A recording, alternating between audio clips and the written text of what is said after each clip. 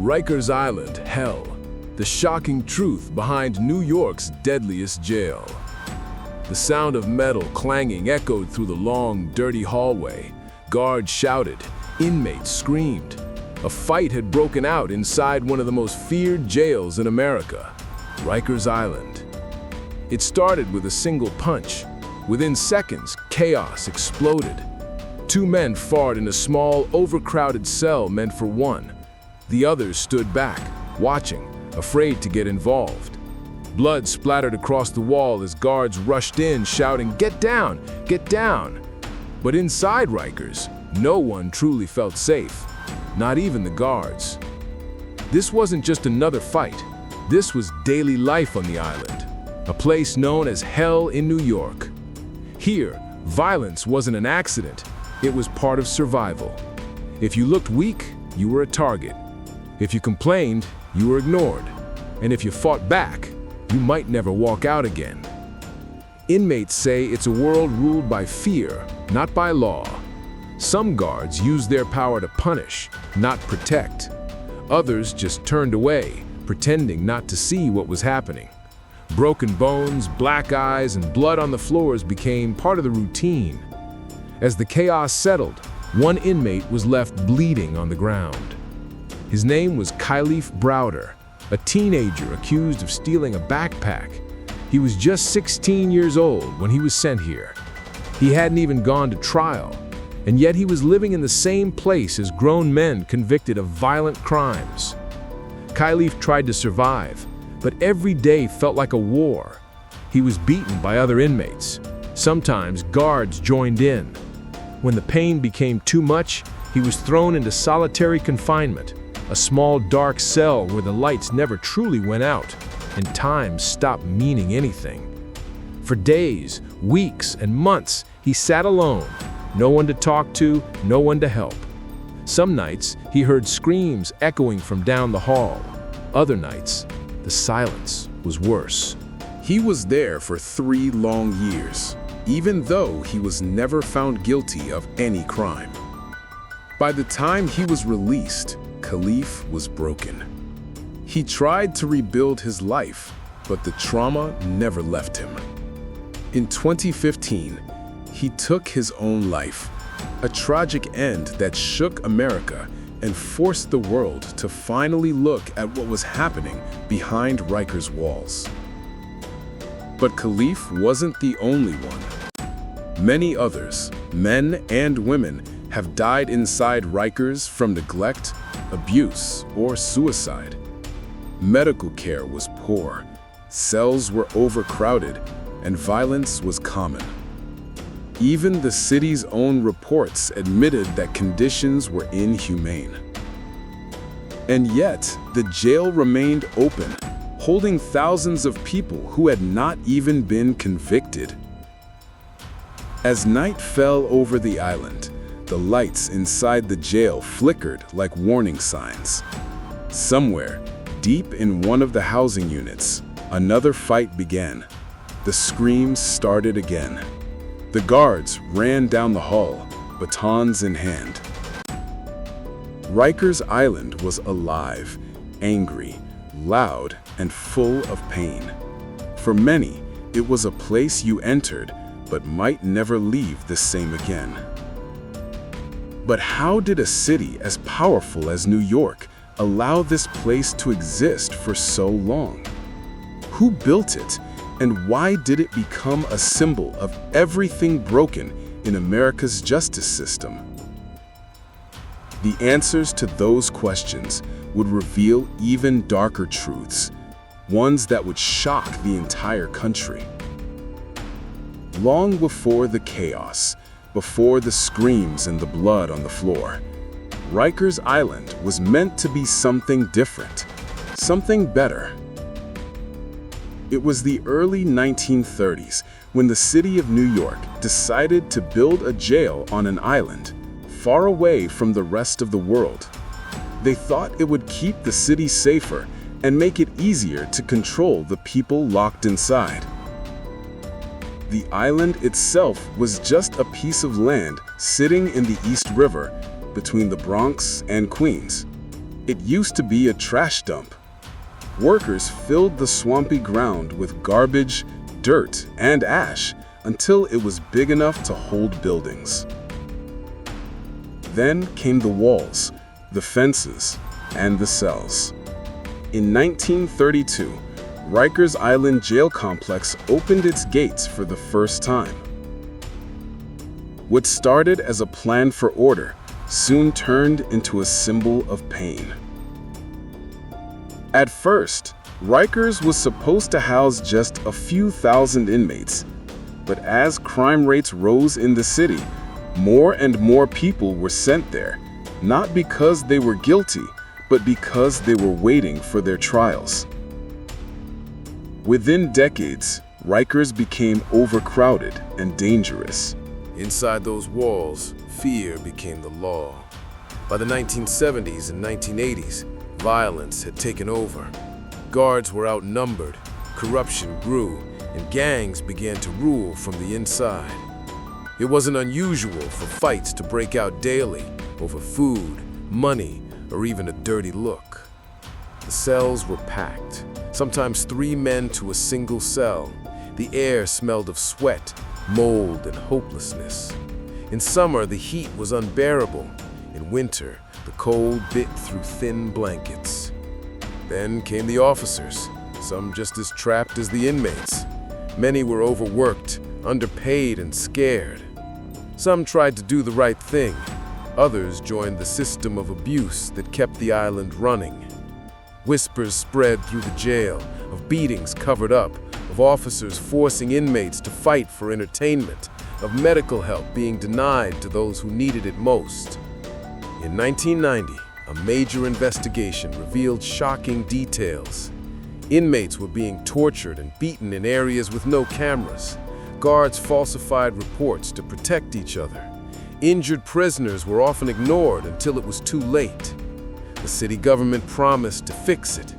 New training, more supervision, better medical care, but nothing really changed. Then came the 2000s. Rikers Island's name became known across America as one of the worst jails in the country. Human rights groups called it a humanitarian crisis. Even judges said they hated sending people there. Still, people kept coming. Thousands of them every year. Many were poor, unable to pay bail, trapped behind bars while waiting for trials that could take months or even years. One officer once said, "Rikers is not a jail, it's a city of broken souls." By 2010, violence inside had reached a breaking point.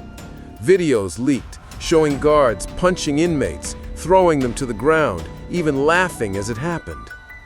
Protesters stood outside City Hall, holding signs that said, "Shut down Rikers." But the system moved slowly, and the island stayed open. Then came the case of Khalif Browder. His story became a mirror showing the true face of Rikers, a place where justice didn't live, only survival did. After his death, politicians promised again to close the jail. The mayor of New York City announced that Rikers would finally shut down by 2027. But deep inside the complex, behind the thick metal doors, little had changed. The overcrowding continued. The violence didn't stop. And every year, more names were added to the list of those who never made it out alive. As one correctional officer later admitted, Rikers is not a place for humans. It's a monster that eats everyone, inmates and staff alike. The world began to watch closer. Documentaries, journalists, and families of the dead started speaking out. The pressure grew. But shutting down an island filled with thousands of inmates isn't easy. So for now, the gates of Rikers still stand. The ferries still cross the water every day, carrying guards, visitors, and new inmates to the island that New York built and then forgot. And while the city prepares for its closure, something else is happening behind those walls, something that would expose the darkest secrets of all. Because even as the world called for justice, Rikers Island wasn't done showing its true face. The smell of bleach and blood mixed in the air. It was another morning at Rikers Island, and the day was already off to a violent start. An alarm blared through the halls. A fight had broken out again.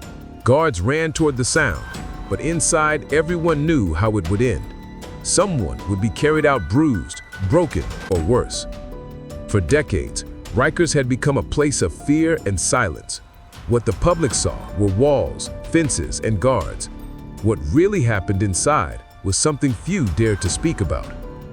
Behind those walls, a hidden world operated, one built on power, payback, and protection.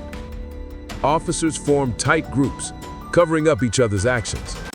If one went too far, if an inmate got hurt or even killed, reports were rewritten, cameras malfunctioned, witnesses stayed quiet.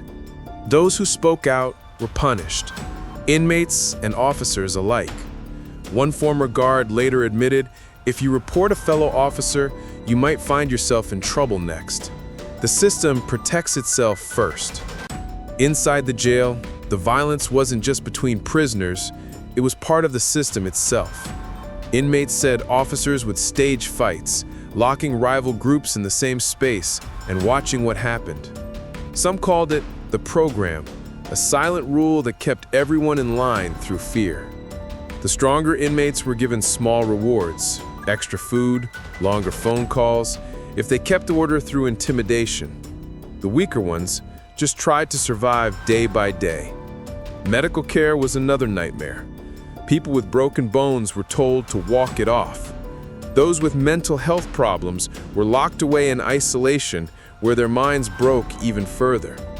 In 2021 alone, 16 inmates died on Rikers Island, some from suicide, others from lack of medical help. The numbers shocked even longtime officials. The city called it a crisis, but for those inside, it had been that way for years. When reporters finally got access to the island, they found rats running through the hallways, mold covering the walls, and human waste left for days. Inmates were sleeping on the floor without blankets. Some hadn't showered in weeks. It was called the House of Despair. Even guards began speaking out. Many said they were working 20-hour shifts, sometimes sleeping inside the jail because there weren't enough staff to cover all posts. The stress led to exhaustion, mistakes, and rage. Some officers started taking their anger out on the people they were supposed to control.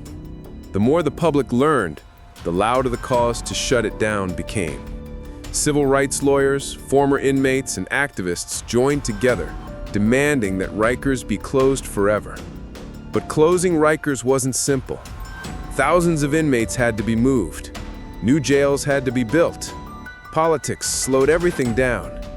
The city promised change, again, but year after year, the gates stayed open. For many, Rikers had become more than a jail. It was a symbol of what happens when a justice system forgets about justice.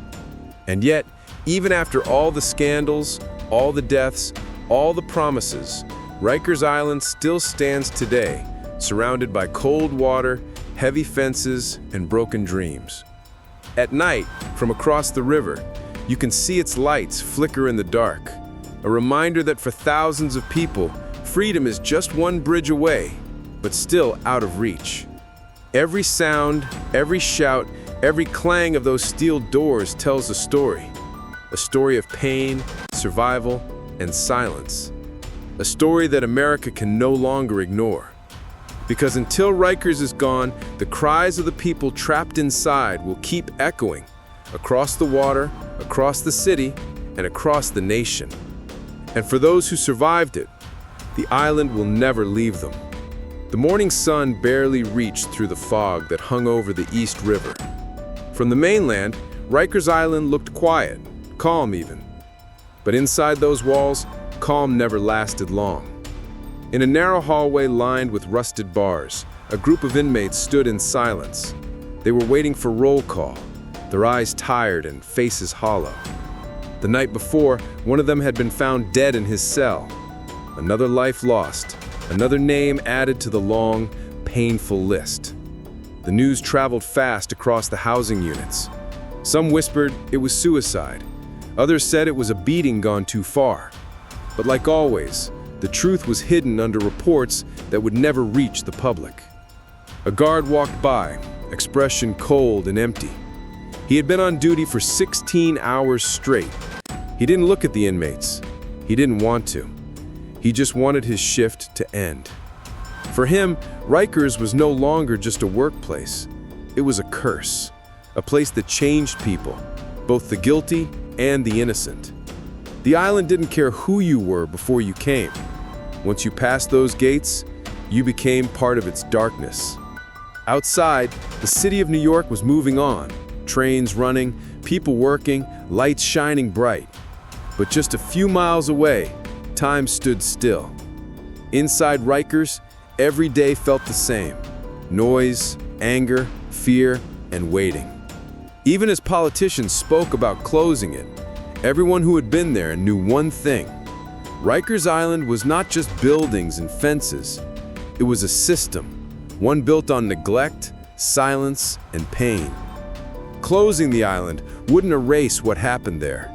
The scars would live on in the people who had seen its worst moments. Former inmates talked about nightmares that never went away. Guards spoke of guilt they couldn't forget. Families cried for loved ones who never came home. For decades, Rikers was called a place of punishment. But for many, it was much more than that. It was a lesson about what happens when a nation forgets mercy.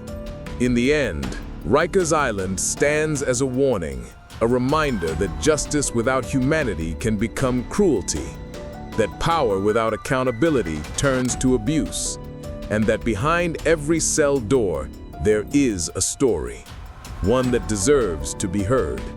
The ferry that carries workers back to the city crosses the quiet water each night. From the deck, you can see the skyline of New York glowing in the distance. Freedom is so close you could almost touch it. But for those still trapped inside, that view is a cruel reminder. The world keeps moving, even when you're forgotten. The city still promises to shut it down. But until the gates finally close, Rikers Island will remain what it has always been: a dark reflection of America's justice system. A place where the line between prisoner and guard, victim and villain, right and wrong fades away. And so, as the lights dim and the night settles in, the island goes quiet once more. But the silence doesn't mean peace. It means the screams are just waiting to start again. Because on Rikers Island, hell never sleeps. They call it Rikers Island, but it's more than a name. It's a warning, a reminder of what happens when justice loses its humanity. Behind those cold walls are thousands of stories we may never hear. Stories of pain, survival, and silence. And while the city promises change, the cries from inside still echo across the water. Rikers stands as a mirror, reflecting the broken parts of a system that was meant to protect. For some, it's a memory they can't escape. For others, it's a nightmare they never lived to tell. Until the gates finally close, the island will keep breathing, and the truth, the real truth, will keep haunting America. Because in the heart of New York City, hell still has an address.